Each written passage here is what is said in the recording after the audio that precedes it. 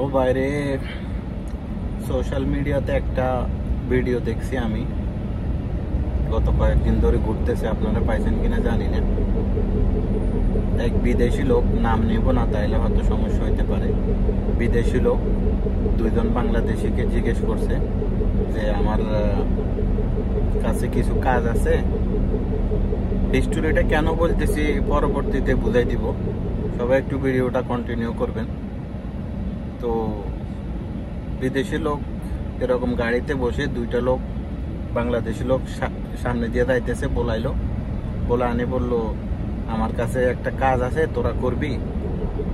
মানে বিদেশি এদের ভাষা বলতেছে, কোন দেশ সেটা বলা যাবে না, তাহলে হয়তো সমস্যা আছে সোশ্যাল মিডিয়াতে। মানে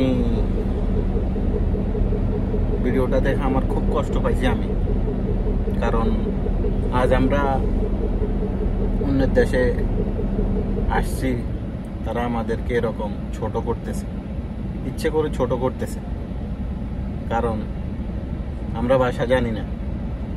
আমরা যারা নতুন বাইরের দেশে আসি, ভাষা জানি না, এক এক দেশের এক এক ভাষা, আমরা ভাষাটা শিখে আসি না। কজনে শিখে আসে, আমি নিজে ভাষা শিখে আসি নাই, এরপর আস্তে আস্তে ভাষা শিখছি সবার সাথে, এখন তাদের ভাষা কথা বলতেছি আমাদের নিজের ভাষা বাদ দিয়া। ঠিক আছে, তো দুইটা লোকের ডাকছে যে এদিকে আসো। তো এরা নতুন আসছে, হয়তো কাজ খুঁজতেছে, কাজ পাইতেছে না। তো ডাকার পরে বলতেছে আমার একটা কাজ আছে, করতে পারবি? তো বলতেছে হ্যাঁ পারবো। এদের ভাষা বলতেছে, এ কিন্তু টুকটাক জানে আর কি, ইয়েস নো জানে, বাস এরকম। হ্যাঁ পারবো, কি কাজ? বলতেছে আমার ছাদের উপর একটা প্লেন আছে, প্লেন।